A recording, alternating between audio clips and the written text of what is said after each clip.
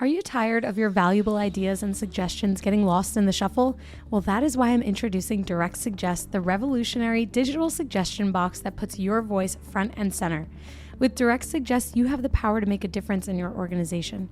Direct Suggest provides value to organizations in various industries worldwide, including notable brands like Comcast, TD Bank, and Nokia. And here's the best part. Direct Suggest only costs 50 cents per employee per month, making it an affordable solution for businesses of all sizes. Plus, they have an incredibly high ROI and savings potential with an average 33 times return on investment. The implementation process is also a breeze. Once committed, setting up Direct Suggest from start to finish can be completed in as quickly as a week or less. Don't let your ideas or your team's ideas go unnoticed. Visit directsuggest.com today and start by making a difference with Direct Suggest. Use the promo code HUMANHR for your extended 60-day free trial. Again, visit directsuggest.com to learn more, and remember to use promo code HUMANHR for an extended free trial. Direct Suggest, where your voice matters. Welcome to the Bringing the Human Back to Human Resources podcast. I'm Tracy Chernoff, and I've spent my entire professional career in HR. Each week, we'll explore the delicate balance between people and business with the aim to reconnect the two and create meaningful outcomes. Listen in as I share my own experiences, challenge the status quo, and chat with guests from various industries about our mission to bring the human back to human resources. I'm really excited to dive into this week's topic with this week's guest, not only because it's something that I do think will help us to more tangibly understand some of the topics that we've been talking about in the last few weeks, but also because it's so humanizing. So let's jump in. This week, I have Lisa Nichols with me, who is the founder and CEO of Lisa Nichols Consulting, an employee engagement and retention firm that helps leaders cultivate thriving workplaces.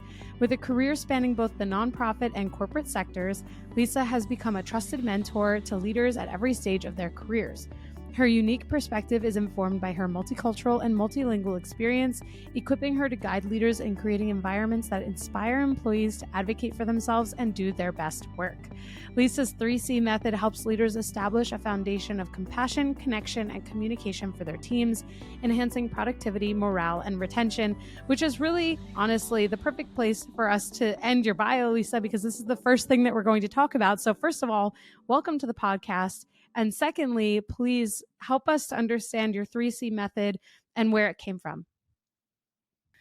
Thank you so much for having me. I'm really looking forward to this conversation. And the 3C method really grew out of my own background.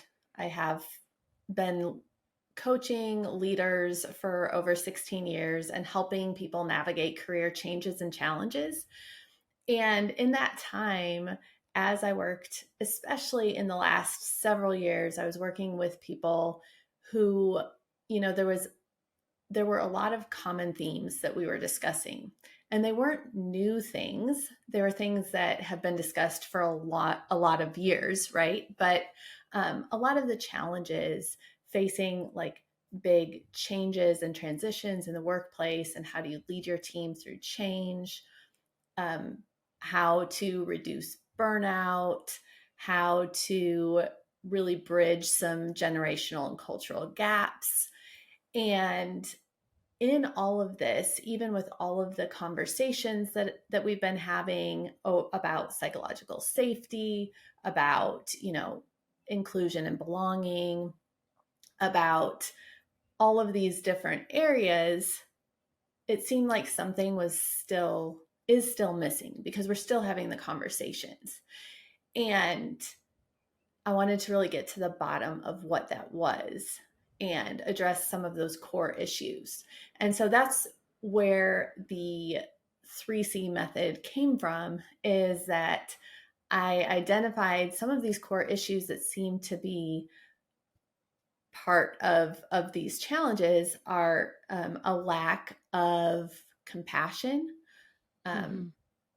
some like a lack of connection among team members. And because of that, a lot of flawed communication.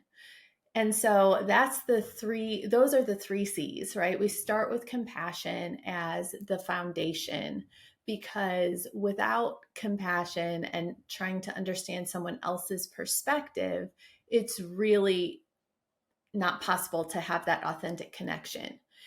And for me, and what I've experienced and learned for myself, I firmly believe that it starts with self compassion, Hmm. because there's something about understanding and identifying what you need for yourself, and showing yourself compassion that allows you then to have a different perspective in the way you view others, Yeah. and helping them to be free to be who they are and where they are, um, and to build that connection authentically.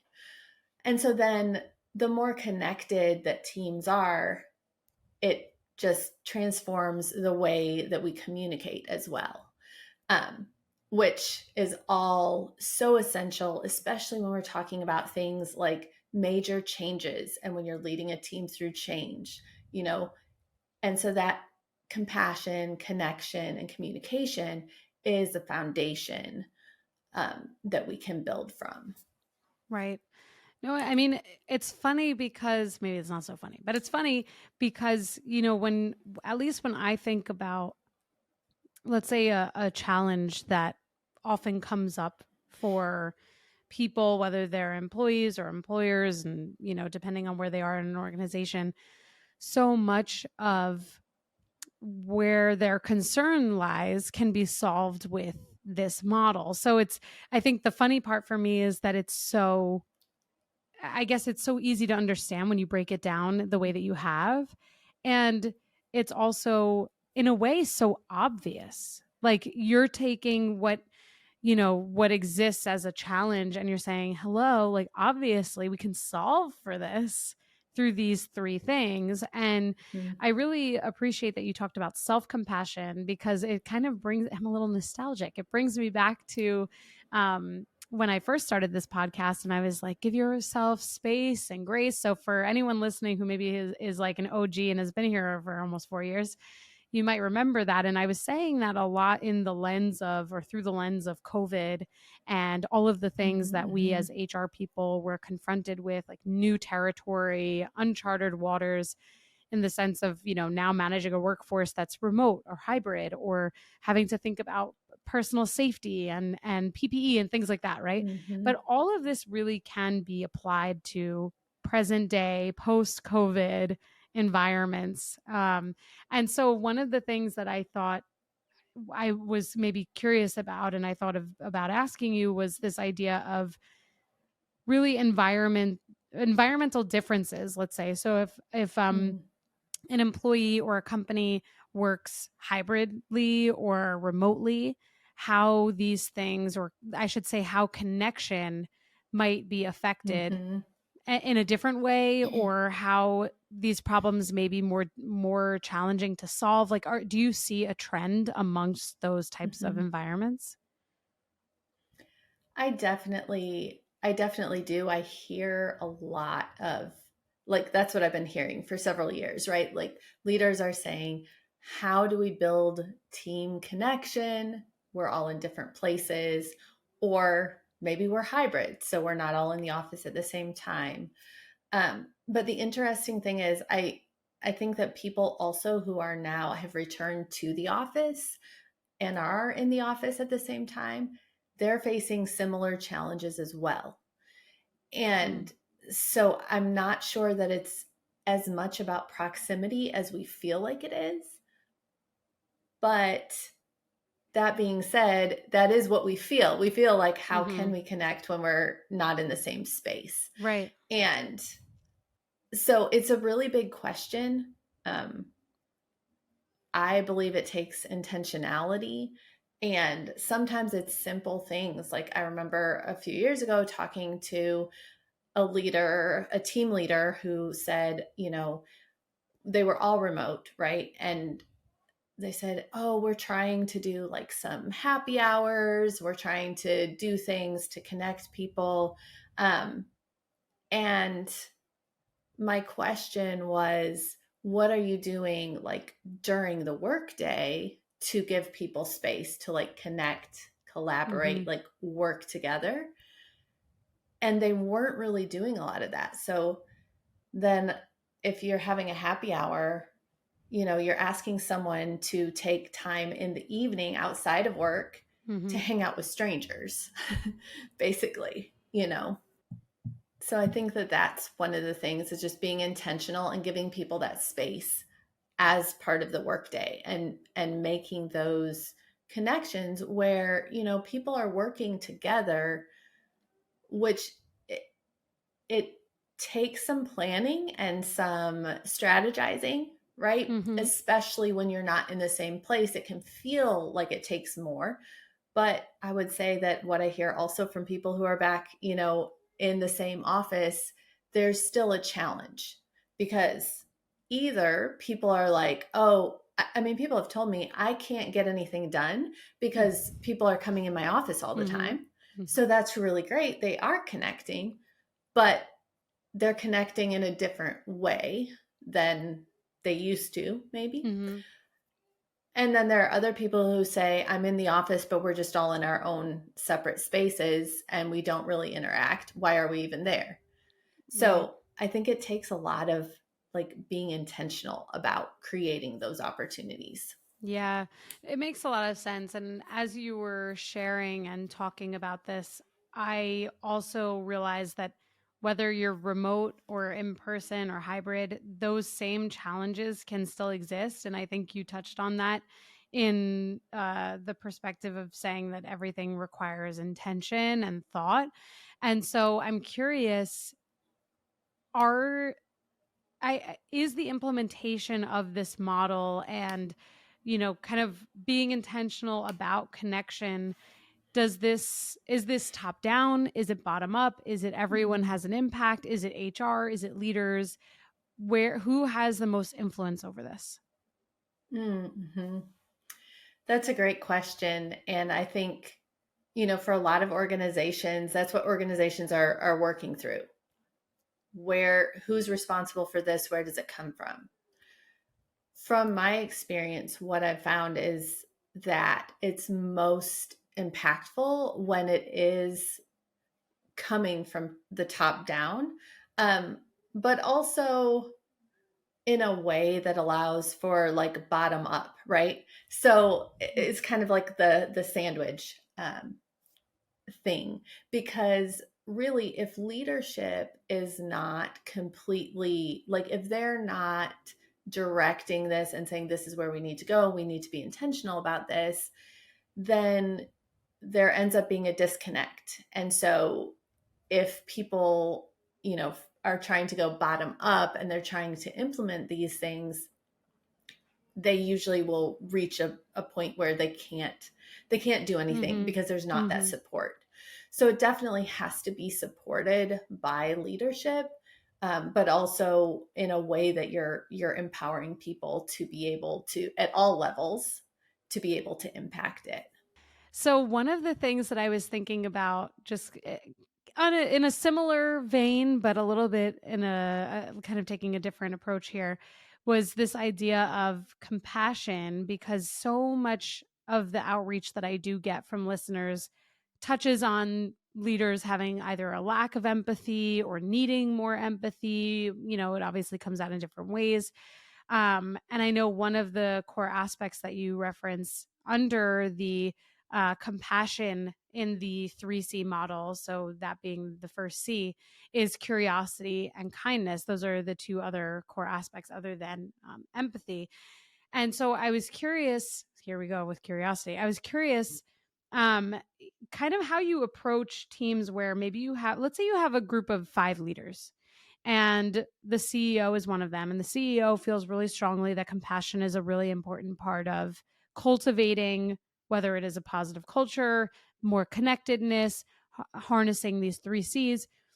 But then maybe there are 2 leaders. So now you have, 2 out of the remaining 4, 50% potentially, who really don't necessarily value or inherently have this ability to demonstrate empathy. What do you how do you approach that problem? And how is there a way for you, or how do you instill empathy within leaders maybe who don't value it or who lack the ability to demonstrate it? Well, it's definitely something that can be cultivated in people. But I do think when you're dealing with a situation where it's not valued, you may not be able, I mean, we can't change what someone values necessarily. We can, of course, try to show them the benefits of it. And for me, again, it goes back to the self-compassion piece, because what I find often is that leaders who may seem like they're not really valuing that compassion or that empathy, a lot of times they're not feeling it for themselves, or they think that they shouldn't have any either. And it really starts there. So if you're looking at like a change management situation where a leader is tasked with implementing some type of change, if they might feel frustrated, overwhelmed, they may not even agree with it, but you can often get leaders who will be like, it doesn't matter what I feel, I have to do it. This is how it is, right? And they're not even allowing themselves to really feel how it's affecting them. And so if they're in that space, they're not able to have that empathy for other people, because they're like, well, I don't like it either. I'm just doing it. Why can't they do it? You know what I mean? And so that's where I am such a big believer in starting with yourself and really identifying, what am I feeling about this? How is this affecting my job? I'm sure you probably have been in this situation where you might think, like, I don't know, all these people are going to be frustrated and they're going to be complaining to me, and it's not even my fault, but I have to implement it, right? And that's really stressful. That's a hard situation to be in. And it's even harder if you don't believe in the change or like the change yourself. Right. Yeah, that's a fair point. I mean, I was thinking about how one of the core tenets of the compassion portion of the 3C model is curiosity. And I like that because, I think with compassion, people tend to lean toward, okay, you have to be empathetic, you have to be kind, you have to be considerate. But being compassionate also means that you're interested in understanding maybe someone else's perspective. Mm-hmm. You're curious to know how they feel. Mm-hmm. And that might not initially feel like it's demonstrating empathy, but it really is. And I can think of a handful of leaders who I've worked with in the past who maybe struggled with the empathy portion of these, really competencies, I would say. Mm-hmm. But they never lacked the ability to ask questions. They never Mm-hmm. lacked the ability to find something really to connect on. And so it's what I think is really effective about how you've laid this out, not only for us as we learn through your model today on this podcast, but just in general, is that you can have or be really good at one thing Mm-hmm.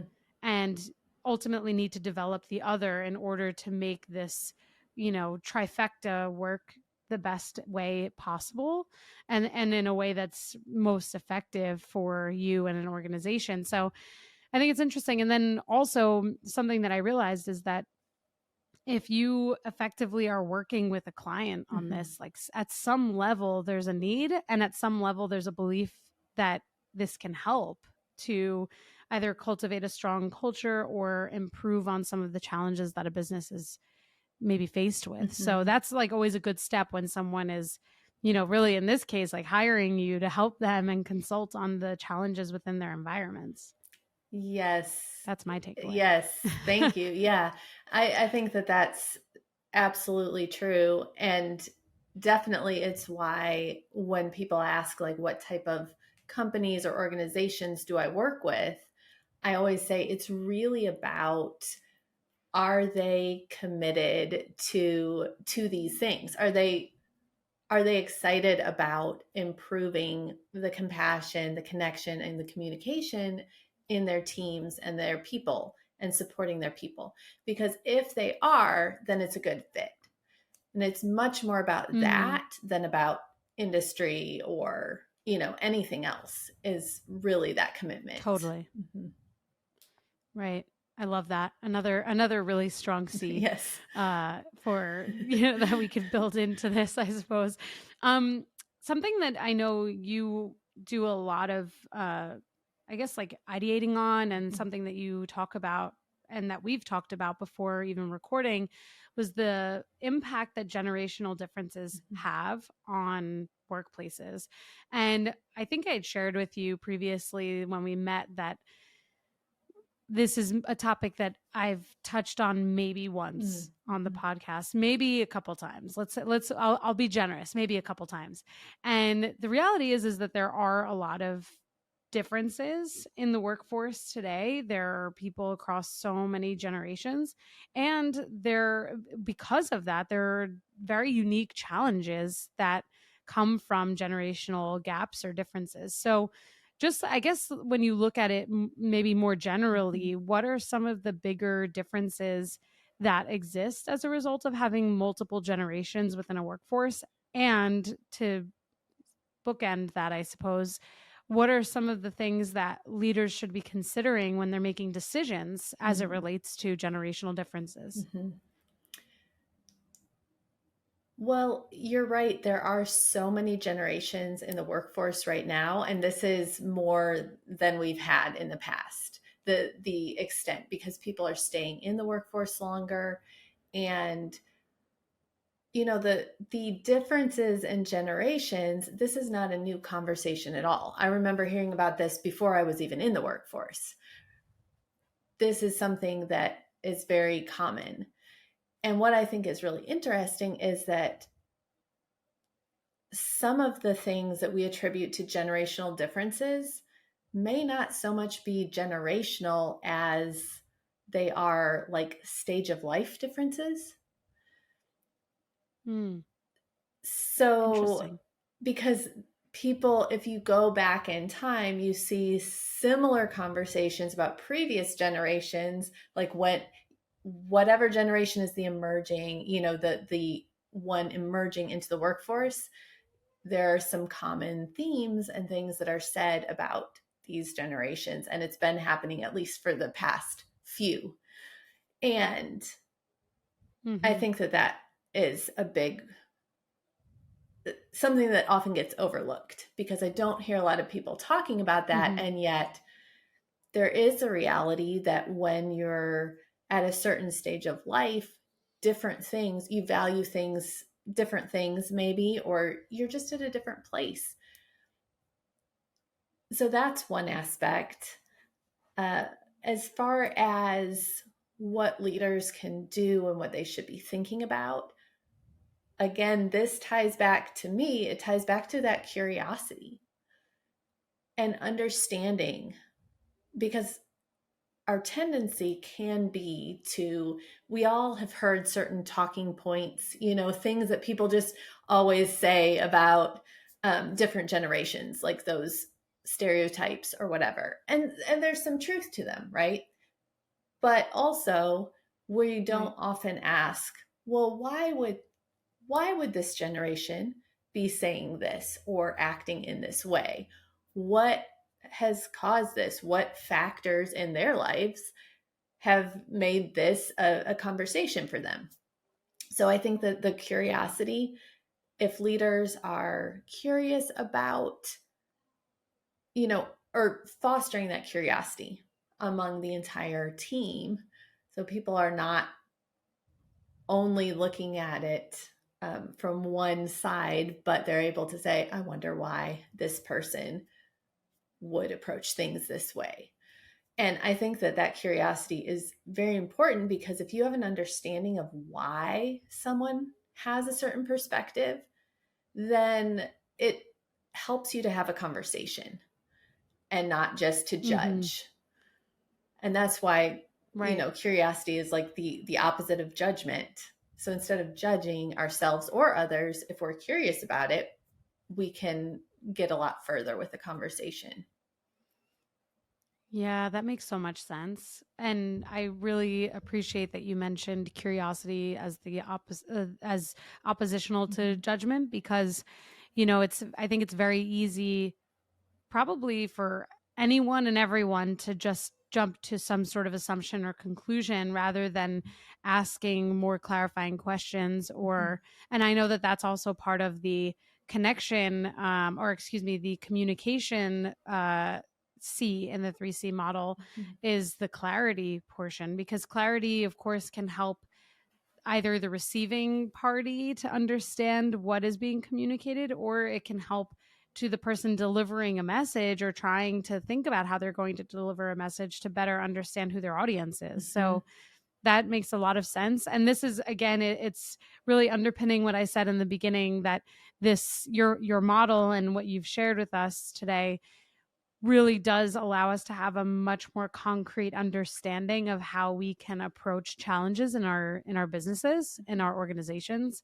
especially for those of us who are in HR or senior or leadership positions, excuse me, because we often are the ones that maybe are kind of holding the focus Mhm. on who the audience is, who we need to tailor our message to, how to coach and drive leaders to make different changes. So I think it's really helpful for us to actually kind of end there and allow the listeners to reflect on all of that. Mhm. So thank you so much for sharing not only your 3C model with us, but also what underpins the 3C model and how people can actually use it in their day to day. So, with that, I know that there's something special that you want to share with the listeners, Yes. and I'd love for you to share with the listeners where they can find you if they want to learn more or bring you to their organization. So, I'll pass it back to you. Thank you so much.